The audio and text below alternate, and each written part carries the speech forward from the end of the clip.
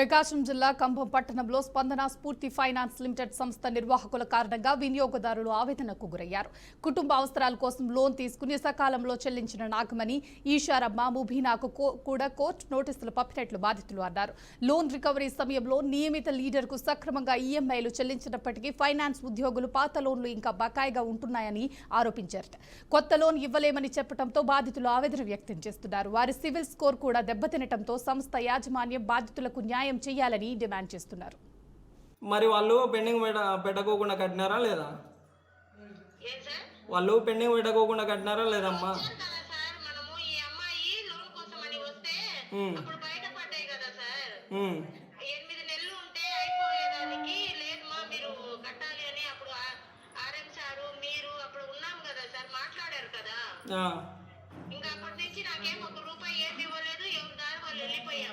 మరి వాళ్ళు కట్టినట్టు మాట్లాడుతున్నారు. ఇప్పుడు వాళ్ళు అమౌంట్ కట్టినామనేసి వచ్చినారు ఇక్కడ ఆఫీస్ దగ్గరికి.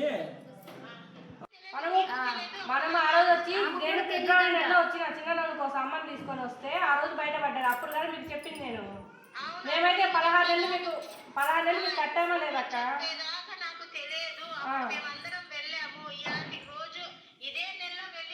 ఫిబ్రవరిలో వచ్చింది. అవును,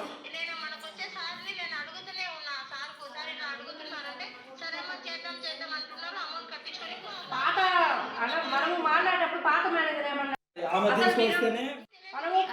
మనం ఆ రోజు వచ్చి నేను ఫిబ్రవరి నెలలో వచ్చిన 40,000 లోన్ మా అమ్మగారి పేరు మీద తీసుకున్నాక మేము వరుసగా లోన్లు కడతానే ఉన్నాం. మా లీడర్కి ఒక ఆమె వీళ్ళు చూపించిన మేడం కాడ మేము నెల 16 నెలలు కంతులు కట్టాం.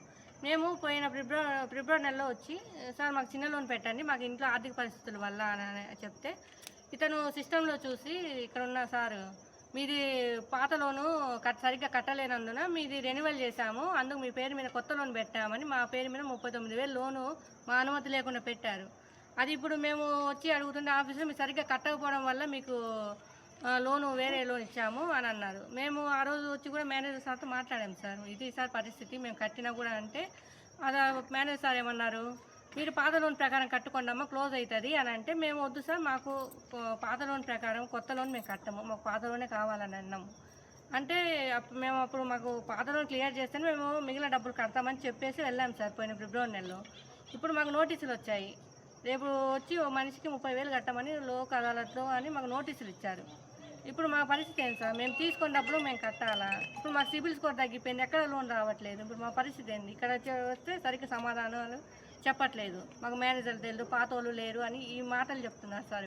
తీసుకొని ఇట్లా ఇది చేస్తారట సార్ స్పందన వాళ్ళు. ఏదైనా మా కాడ క్లారిటీ లేదు. వీళ్ళ దగ్గర 40,000 లోన్ మా అమ్మగారి పేరు మీద తీసుకున్నాక మేము వరుసగా లోన్లు కడతానే ఉన్నాం. మా లీడర్కి ఒక ఆమె వీళ్ళు చూపించిన మేడం కాడ మేము నెల 16 నెలలు కంతులు కట్టాం. మేము పోయిన ఫిబ్రవరి నెలలో వచ్చి సార్ మాకు చిన్న లోన్ పెట్టండి, మాకు ఇంట్లో ఆర్థిక పరిస్థితుల వల్ల అని చెప్తే మరింత సమాచారం మా ప్రతినిధి రామ్మోహన్ అందిస్తారు. చెప్పండి రామ్మోహన్, అసలు ఏం జరిగింది అక్కడ? ప్రకాశం జిల్లా ఖమ్మం పట్టణంలో అయితే స్పందన ఫైనాన్స్ అనే సంస్థ అయితే ఆ వినియోగదారుని అయితే భారీగా మోసం చేసిందని చెప్పుకోవచ్చు. ఏదైతే ఆ ఖమ్మం పట్టణంలో కొంతమంది కుటుంబ అవసరాల నిమిత్తం ఆ స్పందన స్ఫూర్తి ఫైనాన్స్ లో ఒక 70 మంది వరకు లోన్లు తీసుకొని అవి పూర్తిగా చెల్లించారు. చెల్లించి మళ్ళీ లోన్లు ఇస్తారని ఎదురు చూస్తున్న తరుణంలో వాళ్ళకి బ్యాంకు కోర్టు నుంచి నోటీసులు వచ్చినాయి. నోటీసులు ఆడ వాళ్ళకి ఆవేదన చెంది ఆ బ్రాంచ్ కి వెళ్ళటంతో శుక్రవారం రోజు ఏదైతే నోటీసులు ఆడినో ఆ నోటీసులు అనుకుని బ్రాంచ్ కి వెళ్ళడంతో అక్కడ వారికి సమాధానం కూడా చెప్పకుండా వారిని మోసం చేసి ఆ బ్యాంకు సిబ్బంది కానీ అధికారులు కానీ అయిపోయిన లోన్లని వారి పేరున వారికి తెలియకుండా, వారికి ఎలాంటి సమాచారం లేకుండా వారి పేరున రీలోన్ చేసుకొని రెన్యువల్ చేసుకొని లోన్లు తీసుకొని కట్టకుండా వారే వాడుకుంటూ వారి మీద అడిగిన వారి మీద కూడా దుర్భాషలాడుతూ వారిని దౌర్జన్యం అయితే చేసే ప్రయత్నం అయితే జరిగింది. ఇది ఒక ఆలస్యంగా ఇల్లులోకి వచ్చిన ఘటన. ఇది ఒక్కసారిగా పట్టణంలో అయితే ఈ స్పందన ఫైనాన్స్ ఏదైతే మోసం చేసినాయంటే బాధితులంతా ఏకమై దీని మీద తగు చర్యలు తీసుకొని మాకు న్యాయం చేయాలని అయితే వాళ్ళైతే బాధితులైతే రోడ్డు మీద ధర్నా కార్యక్రమం నిర్వహించారు శివర్మ.